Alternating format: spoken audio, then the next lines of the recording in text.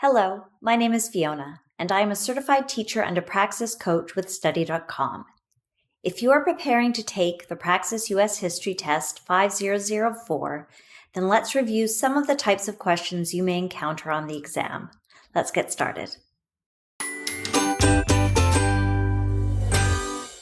The decision to end racial segregation in public schools was made by the Supreme Court in which of the following cases?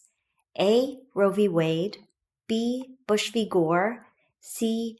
Brown v. Board of Education of Topeka, or D. Dred Scott v. Sanford.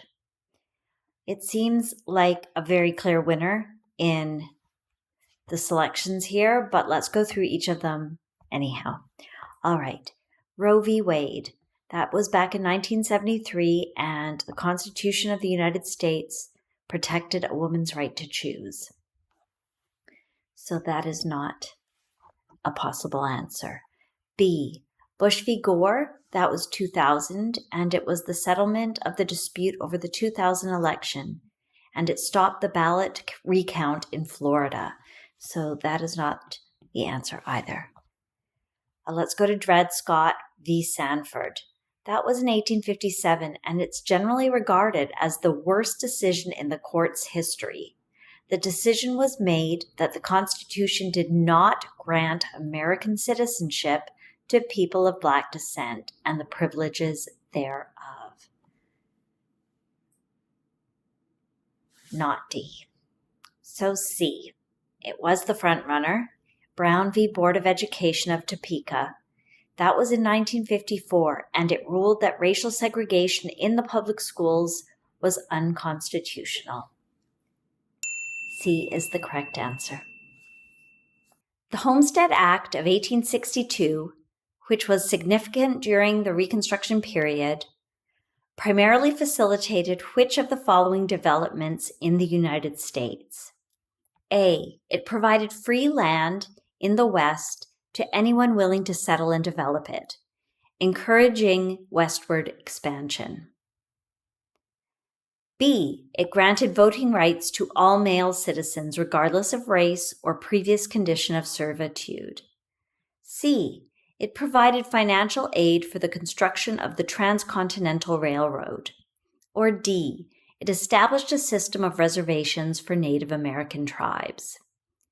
Now, the definition of homestead historically is land granted to settlers in the West.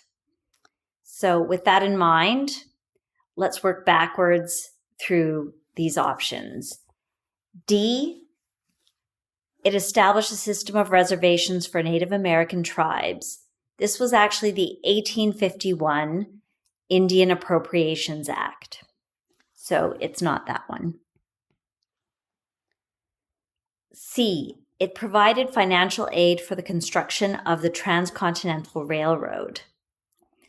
This was also in 1862, but this was called the Pacific Railway Act, so it's not C. B. It granted voting rights to all male citizens regardless of race or previous condition of servitude. This was the 15th Amendment, which came about in 1869-1870, so it was not B. All right, lastly, it provided free land in the West to anyone willing to settle and develop it, encouraging westward expansion. Indeed, that is the answer. The New Deal, which was implemented during the Great Depression, most significantly contributed to which of the following changes in the United States? A. It ended the Great Depression by completely revitalizing the economy. B. It implemented social insurance programs like Social Security and unemployment benefits. C. It established the United States as a global economic power. Or D. It eliminated poverty in the United States. Let's look very briefly at what the New Deal was. It was a series of programs, financial reforms, regulations, and public works projects passed by Franklin D. Roosevelt, FDR, between 1933 and 1938. So now let's look at each of the options. It ended the Great Depression by completely revitalizing the economy. In the short term, the New Deal did ease the economic suffering of many people during that period, but it was not a complete revitalization of the economy. So it is not A. B. It implemented social insurance programs like Social Security and unemployment benefits. So in 1935, FDR signed the Social Security Act. So B is the correct answer. But let's go through the last two. It established the United States as a global economic power. So by approximately 1890, in terms of gross domestic product, the United States had already become the world's largest economy. And D, it eliminated poverty in the United States.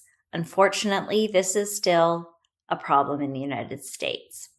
So confidently, we can say B. Under the Articles of Confederation, which of the following was a significant issue faced by the United States government? A, it had too much power and control over the states. B, it did not have the power to levy taxes. C, it established a strong national military. Or D, it enforced a standard of currency across all states. The Articles of Confederation were adopted in 1777 by the Continental Congress as the first Constitution of the United States. However, glaring weaknesses became evident almost immediately. There was neither respect nor support from the state governments, as they were keen to hold on to their own power.